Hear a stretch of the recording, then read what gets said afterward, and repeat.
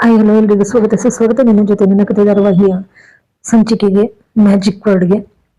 ಇಲ್ಲಿ ಭೂಮಿ ಪಾಪ ಕೂತಿರ್ತಾಳೆ, ಅವಳು ಯೋಚನೆ ಮಾಡ್ಕೊಂಡು ಹೇಗಪ್ಪ ಹೋಗೋದು ಹನಿಮೂನ್ಗೆ ಅಂತ. ಅದ್ರೊಳಗೆ ಬಂದು ಈ ಅಪ್ಪು ಬಂದು ಎದುರಿಸ್ಬಿಡ್ತಾಳ ಅವಳನ್ನ. ಭೂಮಿ, ಹೋಗ್ತಾ ಇದೀರ ನೀವಿಬ್ರು ಹನಿಮೂನ್ಗೆ? ನನ್ನ ತಮ್ಮ ಕುಡ್ದಾಗಂತೂ ಮನುಷ್ಯನೇ ಅಲ್ಲ, ಗೊತ್ತಾ ನಿನ್ಗೆ ಅವನು ಹೇಗಿರ್ತಾನೆ ಅಂತ. ಅದ್ರಲ್ಲೂ ನಡುಗು ಚಳಿ ಬೇರೆ, ಅಲ್ಲಿ ಇಬ್ರೇ ಬಾಕ್ಲ ಹಾಕಬಿಟ್ರೆ ಯಾರು ಕೂಡ ತೆಗಿಯಕ್ಕಾಗಲ್ಲ.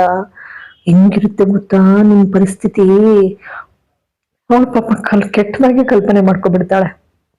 ಏನೋ ಬಂದು ಅಜಿತ ಕುಡ್ದು ಬಂದ ಹಾಗೆ, ಅವಳನ್ನ ಬೇಕಾಗಿ ಬಲವಂತ ಮಾಡ್ದ ಹಾಗೆ, ಈ ಕೆಟ್ಟದಾಗಿ ಯೋಚನೆ ಮಾಡ್ಬಿಡ್ತಾಳೆ.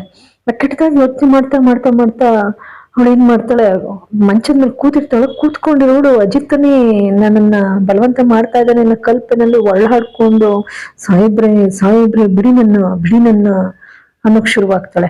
ತಕ್ಷಣ ಅಪ್ಪು ಇದ್ದಳು, ಟೀ ಎದಳು ಟೀ ಮಾರೋಳೆ, ಏನಂಗ ಅರ್ಚಾಡ್ತಿದೀಯ, ಎಲ್ಲಿದೀಯ ಅನ್ನೋ ಪ್ರಜ್ಞೆ ಇದೆಯಾ ನಿನ್ಗೆ ಅಂದ ತಕ್ಷಣ ಪಾಪ ಅಯ್ಯೋ ಅಪ್ಪೋವ್ರೆ ಅಂತ ಹೇಳಿ ಕೂತ್ಕೊಳ್ದಂಗೆ ಅಪ್ಪು ಇದ್ದವಳು, ಅಲ್ವೇ ನೀನ್ ನಿಜವಾಗ್ಲೂ ಗಂಡ ಹೆಂಡ್ತಿ ಅಲ್ವಾ?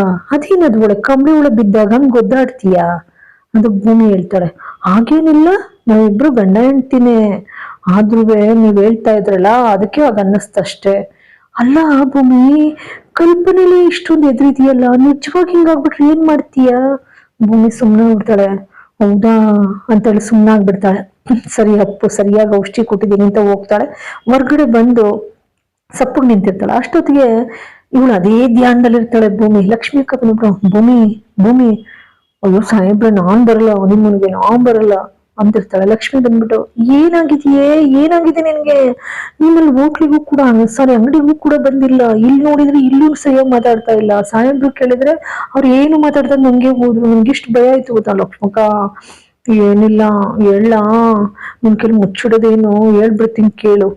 ಈ ಕಡೆ ಈ ಪಾಪಿ ಅಶ್ವಿನಿ ಏನ್ ಶಾರದಾ ಅವ್ರನ್ನ ಒಳ್ಳೆದೊಂದು ಸೀರೆ ಉಡಿಸಿ, ಹಿಂದೆ ಹೇಗಿದ್ರು ಅದೇ ತರದ ಸೀರೆ ಉಡಿಸಿ, ಒಡವೆ ಹಾಕಿ, ಅವ್ರು ಎಷ್ಟು ಹೂ ಮುಡ್ಕೊಳ್ತಾ ಇದ್ರು ಮಲ್ಲಿಗೆಯವ್ರನ್ನ ಅಷ್ಟು ಮಲ್ಲಿಗೆ ದಂಡೆ ಮಾಡಿಸಿ ಅಲಂಕಾರ ಮಾಡಿ ಕೂರಿಸ್ಕೊಂಡು, ಅಮ್ಮ ಎಷ್ಟು ವರ್ಷಗಳಾಯ್ತಮ್ಮ, 20 ವರ್ಷ ನಮ್ಮ ಅಪ್ಪನನ್ನ ನೋಡ್ದೆ ನಾವು, ಅಮ್ಮ ಅಪ್ಪ ಸಿಕ್ಬಿಟ್ಟು ಹೋಗ್ಬಿಡೋಣಮ್ಮ ಅಂತಾಳೆ.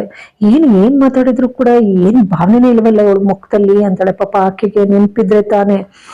ಇಲ್ಲಿ ಲಕ್ಷ್ಮಿ, ಏನಾಯ್ತು ಭೂಮಿ ಏನೇ ಅಂದಾಗ, ಅಕ್ಕ ನಿನ್ ಕೈಲಿ ಏನ್ ಮುಚ್ಚಿರೋದು, ಹನಿಮೂನ್ಗೆ ಹೋಗ್ತಿದೀವಿ ನಾಳೆ.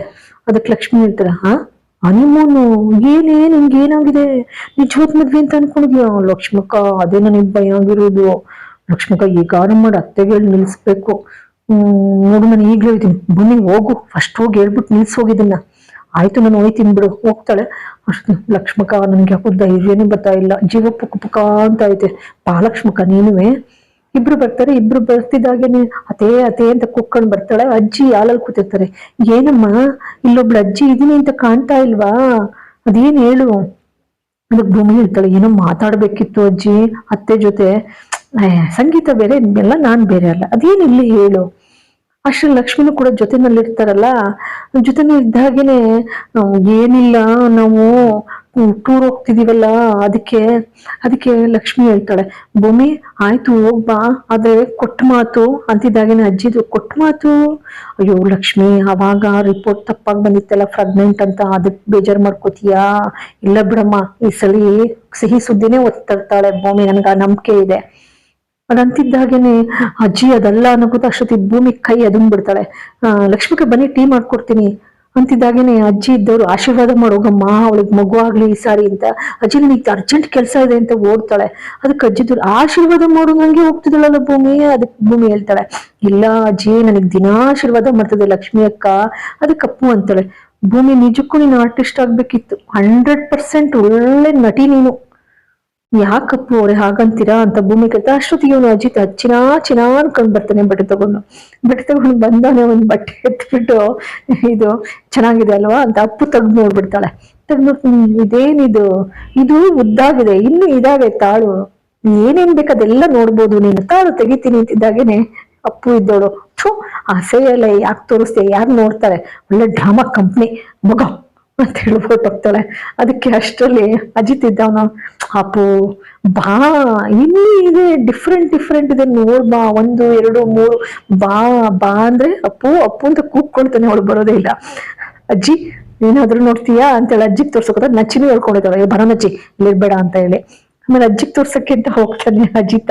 ಅಜ್ಜಿ ಅಂತೂ ಬೇಡಪ್ಪ, ನನಗ್ ತೋರ್ಸ್ಬೇಡ, ನೀನು ಸುಮಿರು ಅಜಿತ ಅಂತ ಹೇಳ್ಬಿಡುತ್ತ. ಅಜ್ಜಿ ಎಲ್ಲ ನೋಡ್ದು ಹಿಂಗೆ ಹೋಗ್ತಿರಲ್ಲ ಅಂತ ಭೂಮಿ ಇದ್ದವಳು ಹಿಡ್ಕೊಂಡು ಸಟ್ ಹಾಗೇನೆ ಕೊಯ್ ಅಂತ ಎಸ್ದು ಬಿಡ್ತಾಳೆ. ಹಂಗೇನೆ ಸರಿಯಾಗಿದ್ದೀರ ನೀವು ಅಂತೇಳಿ ನನ್ಬಿಟ್ಟು ಹೊಟ್ಟೋಗ್ತಾಳೆ ರೂಮ್ಗೆ ಹೋಗ್ತಿದ್ದಾಗೇನೆ ಅಜಿತ್ ಓಡ್ ಬರ್ತಾನೆ, ಚಿನ್ನ ಅಂತ ಹೇಳಿ.